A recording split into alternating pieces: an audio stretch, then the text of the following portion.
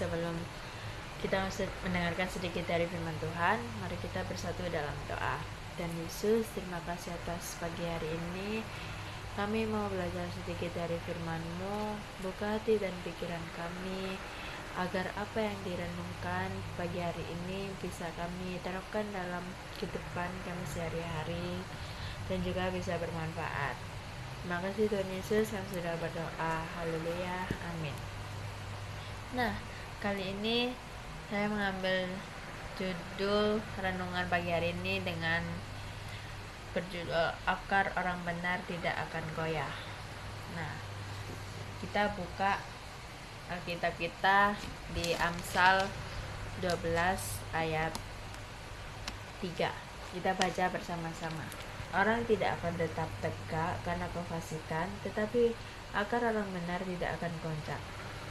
Nah, kita ambil contoh tentang masalah filter dan pencitraan.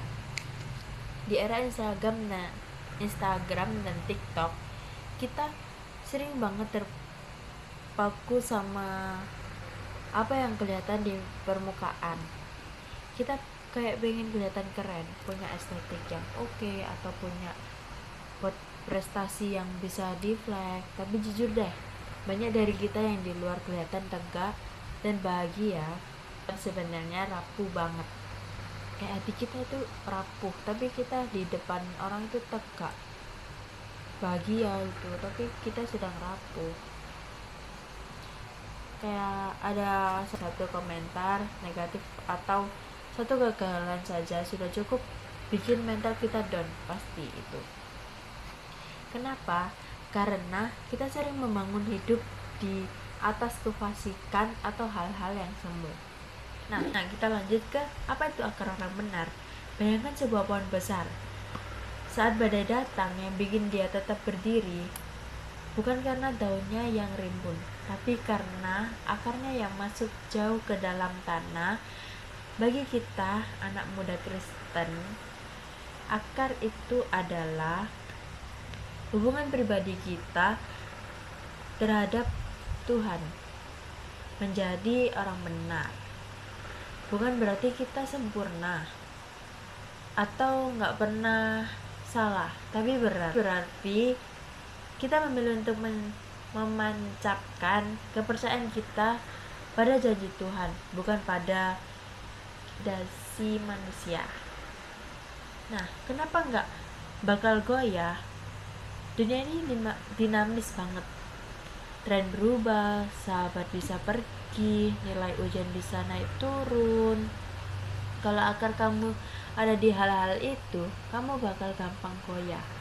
Tapi kalau akar kamu ada di dalam Kristus, kamu saat gagal, kamu gak merasa hancur karena identitasmu bukan nilai rapot, tapi dikasih Tuhan. Saat kamu kesepian, kamu gak merasa haus perhatian, karena kamu tahu Tuhan selalu ada untukmu.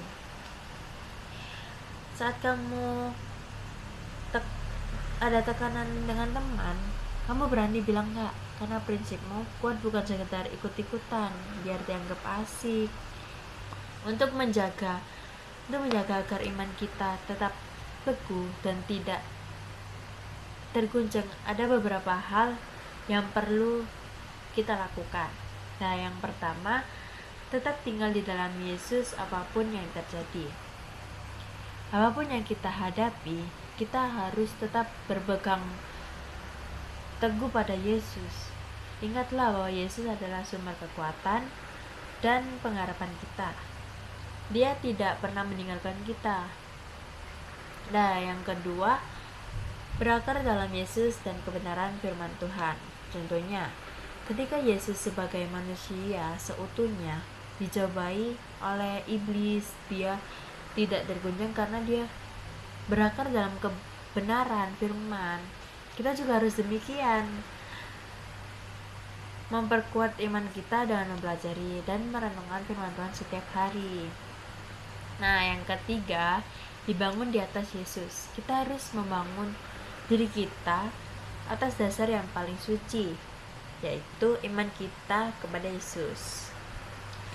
Nah, yang keempat, bertumbuh teguh dalam iman.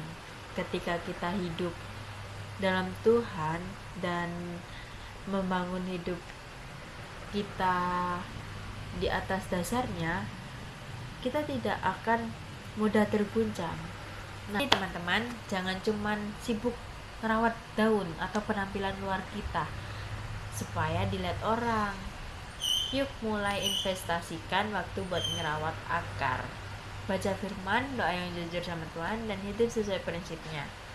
Pohon yang akarnya dalam gak perlu takut sama badai sekeras apapun. Begitu juga dengan kalian. Kita tidak perlu takut dengan badai-badai yang sangat besar, yang sangat mengoncang-ngoncang kita. Kita soalnya masih punya Tuhan yang selalu ada di samping kita dan selalu menolong kita. Nah, sekian dari renungan pagi hari ini. Mohon maaf bila ada kata-kata yang belibet atau salah kata, mohon dimaafkan. Sebelum kita menutup, mari kita berdoa. Tuhan Yesus, makasih buat renungan hari ini. Bantu kami supaya gak cuma jadi pendengar, tapi benar kan bisa praktekin firman-Mu. Jaga hati dan pikiran kami sepanjang hari ini supaya tetap kuat dan jadi berkat buat orang lain. Dalam nama Tuhan Yesus, haleluya, amin.